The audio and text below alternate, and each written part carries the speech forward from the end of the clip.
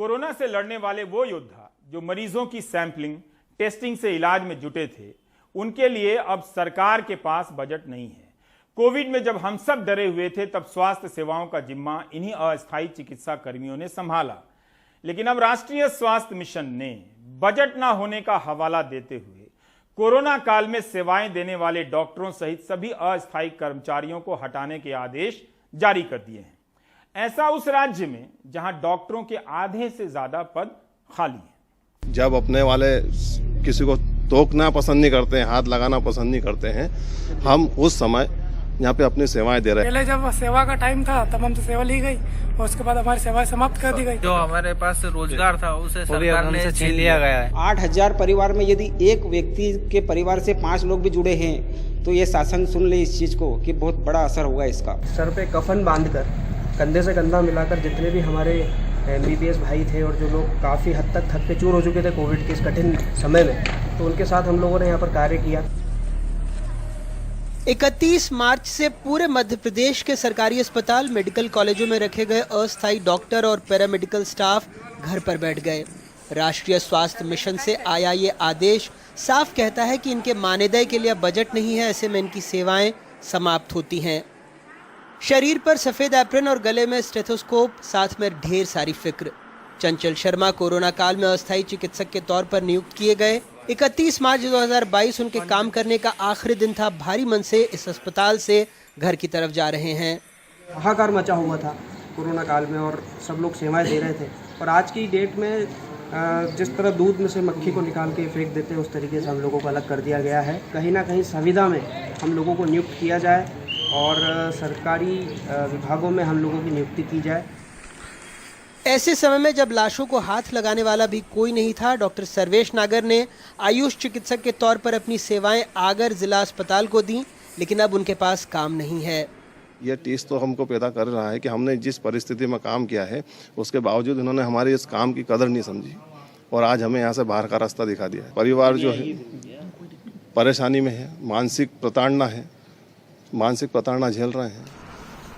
पहली लहर से लगातार राधेश्याम मालवीय सैंपल ले रहे थे। अब अस्पताल में भीड़ नहीं है और उनके पास नौकरी नहीं है। 31 मार्च को भी सैंपल बूथ में बैठे रहे, अब नहीं बैठ पाएंगे। ऐसे काल में काम किया है जब कोई व्यक्ति घर से निकलना पसंद नहीं करता था। ये सफ़ेद वर्दी जो पहनी हमने, कोट पहना है, ये एक सफ़ेद कफन का रूप था। 2 बजे तक सैंपल कलेक्शन करता था। 2 बजे के बाद यहाँ से सैंपल की गाड़ी में भोपाल जाता था। लोगों ने आशा छोड़ दी थी कि यार मेरा बेटा वहाँ कोविड में क्या मालूम क्या हो। फिर भी एक उम्मीद ये लगा के बैठे थे कि कहीं ना कहीं सरकार हमें थोड़ा बेनिफिट दे दे, लेकिन ऐसा नहीं हुआ। धीरे धीरे करके इन्होंने टाल दिया। और आज अगर ये हम कोविड स्टाफ अगर ये डिमांड कर रहे हैं तो क्यों कर रहे हैं? क्योंकि पूरे मध्य प्रदेश में 8,000 लोग हैं इसमें जुड़े हुए। सरकारी दलील भी सुन लीजिए।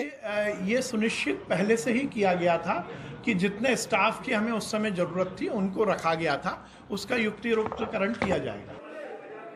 ये हालात उस राज्य में जहां 21 घंटे 52 मिनट में ही 2 करोड़ 79 लाख रुपए का बजट मंजूर हो जाता है। वो भी तब जब 2022-23 में राजकोषीय घाटा 52,511 करोड़ रुपए अनुमानित है, जो राज्य के सकल घरेलू उत्पाद का 4.56% है। बावजूद इसके सरकार ओंकारेश्वर में सिर्फ आदि गुरु शंकराचार्य की प्रतिमा पर 370 करोड़ रुपए खर्चने, महाकाल मंदिर के विस्तार में 700 करोड़ रुपए से अधिक लगाने, 150 करोड़ रुपए से ज्यादा की लागत से नया जहाज खरीदने, सीएम के काफिले में 5 नई फॉर्च्यूनर गाड़ियों और मंत्रियों के लिए नई इनोवा क्रिस्टा लाने की योजना बनाती है। वहीं स्वास्थ्य विभाग के अधीन डॉक्टरों के 8,717 पद स्वीकृत हैं, जिसमें 4,042 पद खाली हैं। स्पेशलिस्ट डॉक्टरों के तो 3,618 पद स्वीकृत हैं, जिसमें से 2,995 पद खाली हैं। जहां 10,380 करोड़ रुपए का स्वास्थ्य बजट है, यानी हर शख्स की सेहत पर सालाना सरकारी खर्च लगभग 1,428 रुपए मात्र है। 17,000 लोगों पर एक डॉक्टर है। राष्ट्रीय स्वास्थ्य मिशन का कहना है कि इन चिकित्सा कर्मियों को 89 दिनों की सेवा शर्त पर रखा गया था। अब जब बजट नहीं तो सेवा खत्म।